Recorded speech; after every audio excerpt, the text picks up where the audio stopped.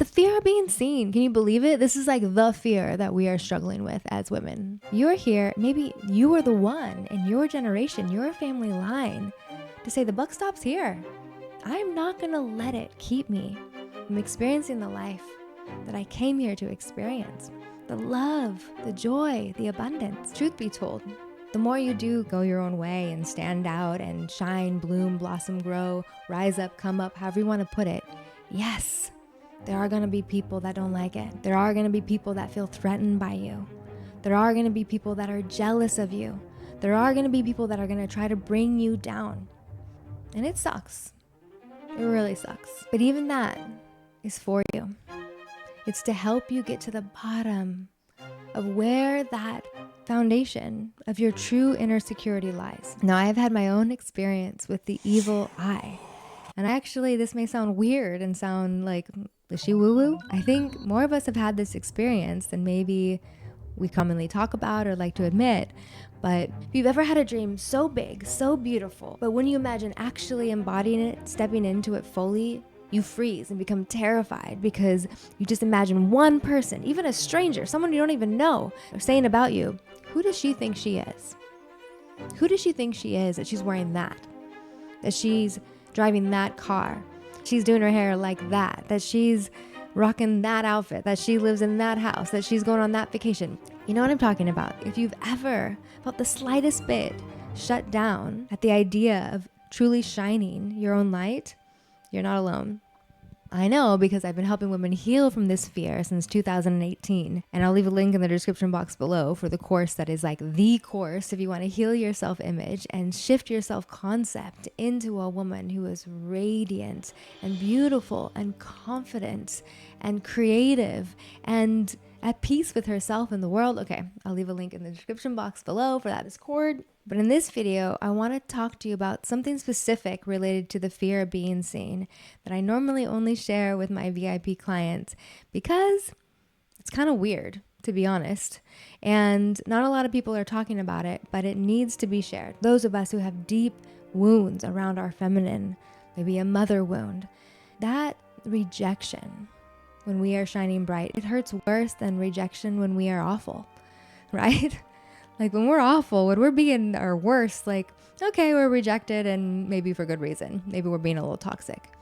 But when we're actually in our soul, we're actually shining, we're actually doing the thing we're here to do, we're actually lit up, we're actually vulnerably sharing our soul with the world, to be rejected from that place, it's crushing. And some people never recover from it. And that is the tragedy. If you've ever felt that knot in your stomach, if you ever felt like completely running away, hiding, collapsing, becoming invisible, when somebody calls your name, God forbid calls you on stage or calls you out in any way, this fear might be as old as time itself.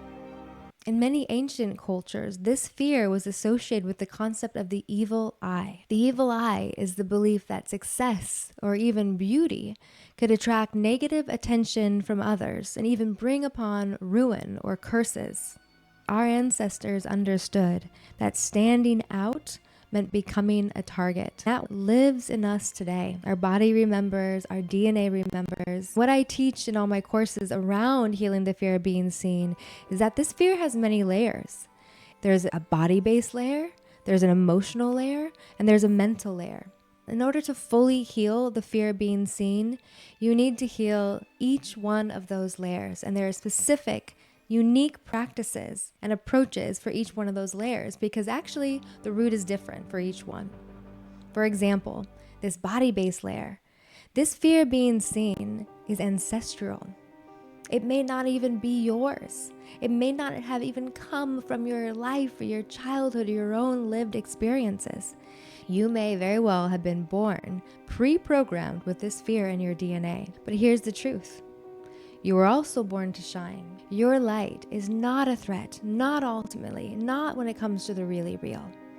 This idea of curses and evil eyes and being a target, it can feel very real on one level, but at the deepest level of your being, it is only an illusion because the really real is that your light is why you came. You are here. to embody your soul in the world, to express your soul, express her gifts, to shine your light in this world. And so that's why I want you to waste no time to begin this deeply healing work of healing the fear of being seen. I highly encourage you to check out Heal Your Own Gaze and my newest course, which is called Seen, if you're looking to go deeper and really address this fear once and for all. There are so many resources available to you. And in this video, I want to talk about some of the ancient wisdom available to us all, because ancient wisdom offers powerful tools for overcoming this universal fear. I'm going to share 4 of them with you here today. And all 4 of these tools can be used as a practice, as a way to start to build an inner resilience and a stability against the fear of being seen.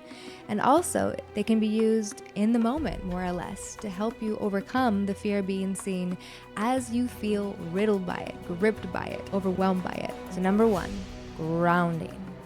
First and foremost, come back here to this place, to this body, to this earth. What do we tend to do? The first thing, as soon as we start to feel afraid, we leave the body.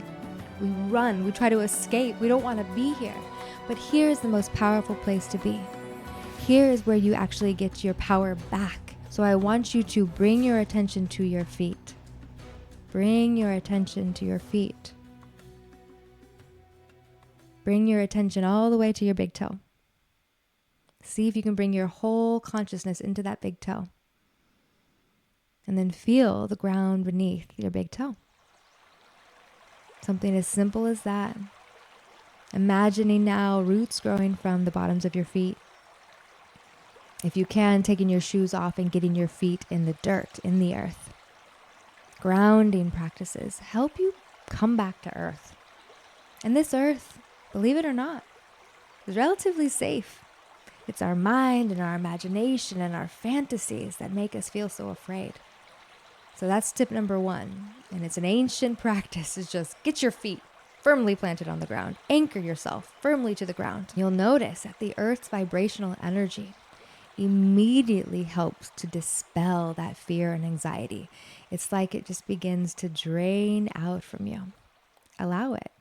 Mother Earth is really good at recycling our toxic, anxious, fearful energy and turning it into something useful, fruitful. So grounding practice is number 1. Number 2, mirror work.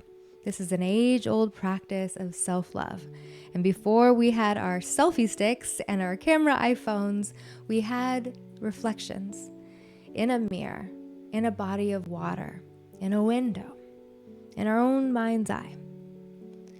So what I want you to do for this practice is just to look into your own eyes and affirm your security, your safety, your worth. And something I share with my clients as a mantra is just to speak over yourself. No one belongs here more than me. No one belongs here more than me.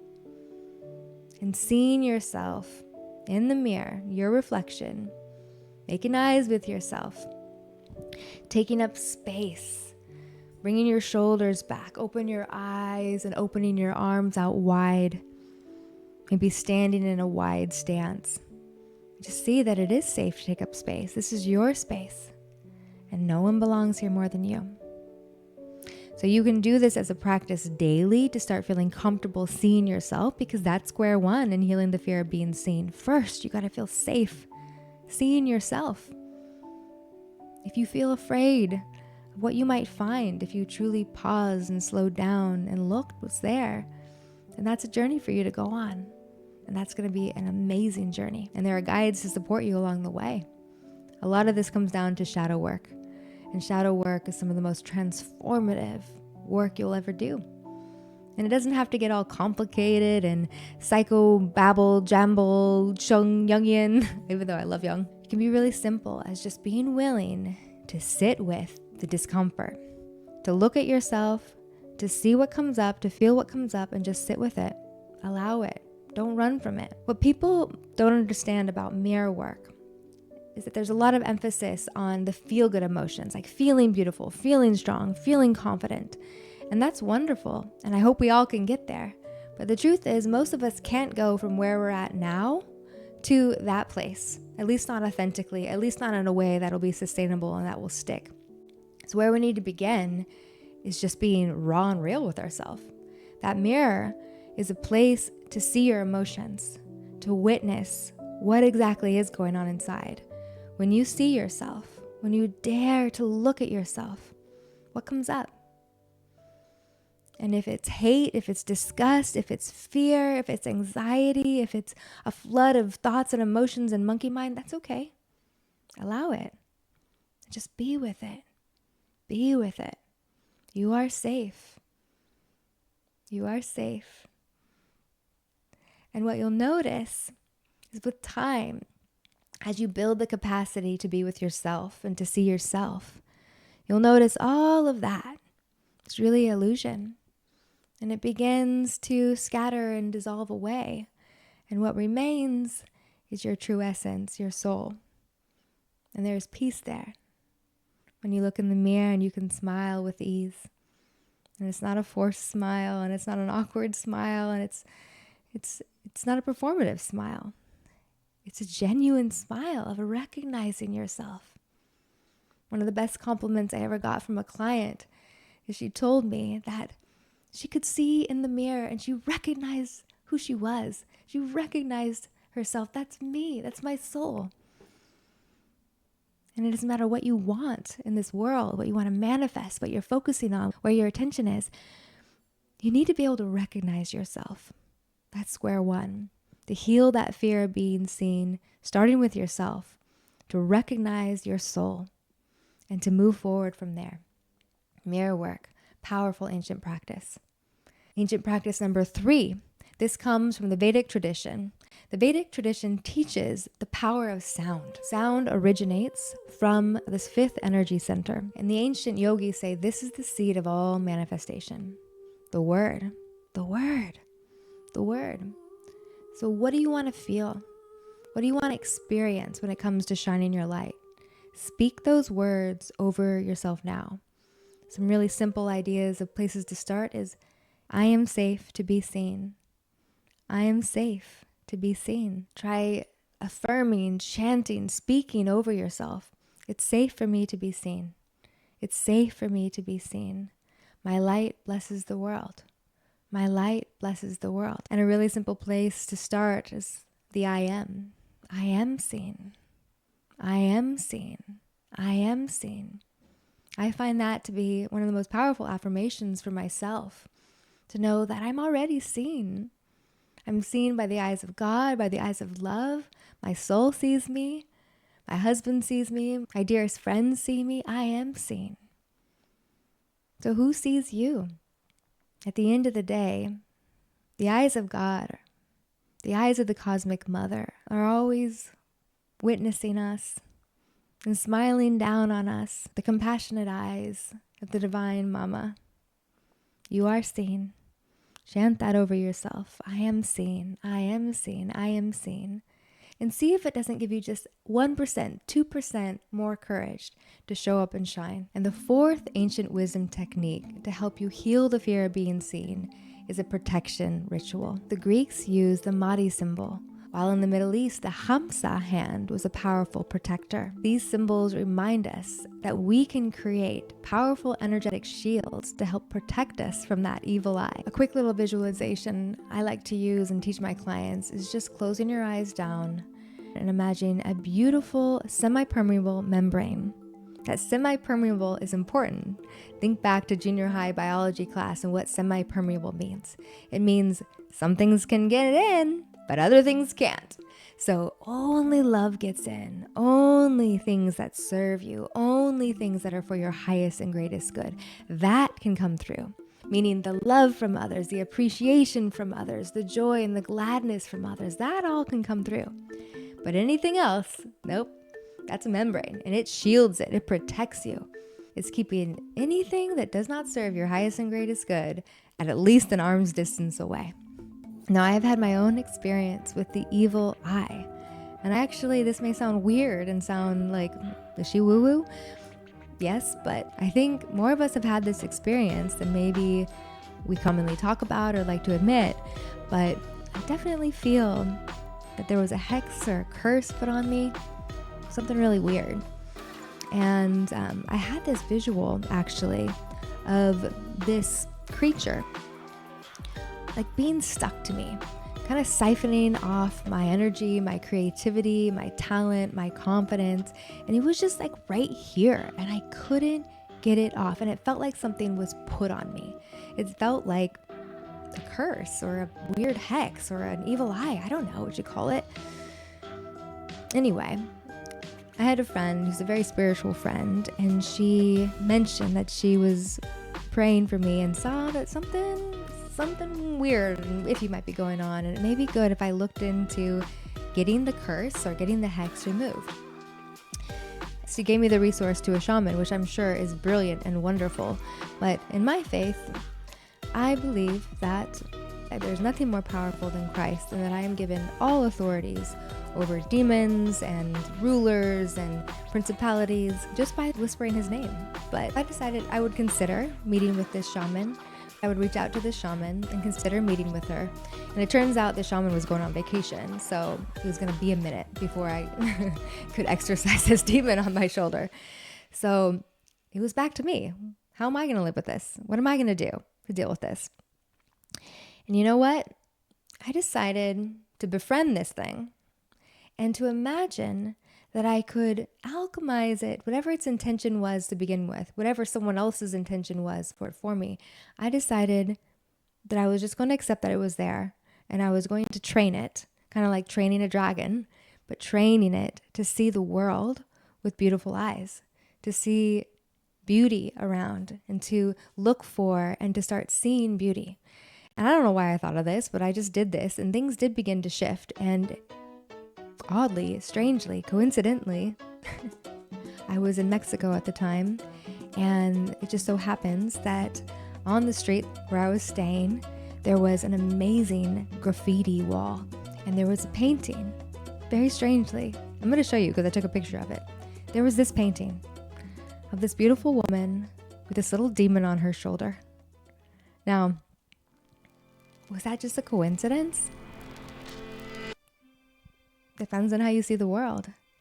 But for me, it was confirmation that we absolutely can make beauty with whatever life gives us, and we can use the power of our imagination and our mind to alchemize just about anything. Now, to me, this mural is beautiful. And there's something beautiful about the relationship between that woman and her demon. And like you've heard me speak in other videos, beauty is a relationship. It all comes down to relationship.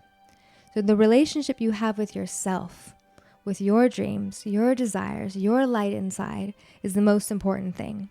No one, not any evil eye, not any curse, not any vex is more powerful than that.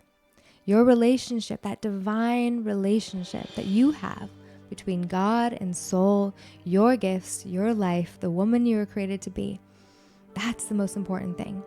So put your energy there, cultivate that, and you will see miracles in your life. That old fear of being seen will begin to shift. You may still feel remnants of it, which is completely normal. I still feel it too. But it will not stop you.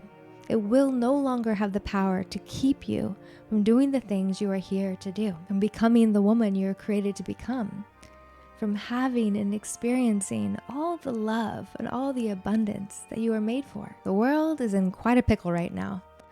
And more than ever, we need you to shine your light. We need you. I need you. Your kids need you. Your friends need you. You need you. So start with these tips that I've shared in this video today. And when you're ready to go deeper, check out the links in the description box below for my 2 courses on how to really deeply get in there and heal that fear of being seen, do that subconscious reprogramming, that embodiment work, and really completely change your relationship with yourself. I recommend starting with the Scene Starter Kit, and I have a coupon code for my YouTube subscribers down there in the description box. And then, if it serves you when you're ready, move on to Heal Your Own Gaze. Remember, you can trust what lights you up. You know you are here to shine. You know that fear of being seen is a thing of the past. Just something you need to move through. It's not yours. It's not going to determine your future. It's not going to have any hold on your destiny. You're here, maybe you are the one in your generation, your family line, to say the buck stops here. I'm not going to let it keep me from experiencing the life that I came here to experience. The love, the joy, the abundance. Truth be told, back to my story. When I had my come up and I went from hobby coach to making $80,000 a month as a coach, I never realized what a target there would be on my back. And I never in a million years it would come from other women. And what's really sad is that evil eye, that jealousy, that negativity, the more you do go your own way and stand out and shine, bloom, blossom, grow, rise up, come up, however you want to put it, yes, there are going to be people that don't like it. There are going to be people that feel threatened by you. There are going to be people that are jealous of you. There are going to be people that are going to try to bring you down. And it sucks. It really sucks. But even that is for you. It's to help you get to the bottom of where that foundation of your true inner security lies. For me, the gift that it gave me was I thought I was secure in myself. I thought I had done all this healing and embodiment work and I was helping others and I thought I was good. But going through that experience taught me, you know what?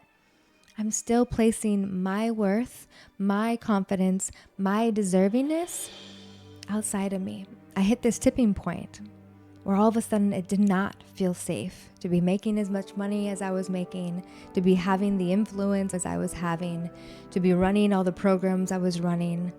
And the slightest bit of disapproval or disappointment or unhappiness from my clients, or even from strangers, from the audience I didn't even know, it really affected me. And I got it into my head that if one person wasn't happy, or one person didn't like what I said or how I said it, then there was something wrong. But now I know what a gift that was. It took me 4 years to heal from that experience because it really got in there deep. And for women, for those of us who have deep wounds around our feminine, maybe a mother wound, that rejection when we are shining bright, it hurts worse than rejection when we are awful. Right? Like when we're awful, when we're being our worst, like, okay, we're rejected and maybe for good reason. Maybe we're being a little toxic. But when we're actually in our soul, we're actually shining, we're actually doing the thing we're here to do, we're actually lit up, we're actually vulnerably sharing our soul with the world, to be rejected from that place, oh, it's crushing. And some people never recover from it. And that is the tragedy. Some people lose it in childhood, regain it in teenage or young adult, and then lose it again in their 40s. And it doesn't matter where on the line you are, how many times you lost it. It's always the opportunity and the invitation to find it again. One of my favorite lines by T.S. Eliot, he says, "There is only the fight to recover what has been lost and found and lost again and again. And your light is one of those things." We've all lost our light. Most of us have had the experience of losing our light, but not enough of us have had the experience of finding it again, or having that resilience of losing it and finding it, losing it and finding it, and never giving up. It doesn't matter how many times we lose our light. It doesn't matter how many times we're rejected. It doesn't matter how many times we feel crippled by that fear of being seen. We can move on through it, and we can find what is ours to find. Because truthfully, like I say in that affirmation video, what belongs to me will simply find me. What belongs to you will always find you. Just say yes, open yourself up to it, and commit today to trusting what lights you up, come what may. Putting yourself out there bit by bit, slowly but slowly, poco a poco, as they say in Spain, and building that capacity to be seen in your fullest, truest light. I'm rooting for you.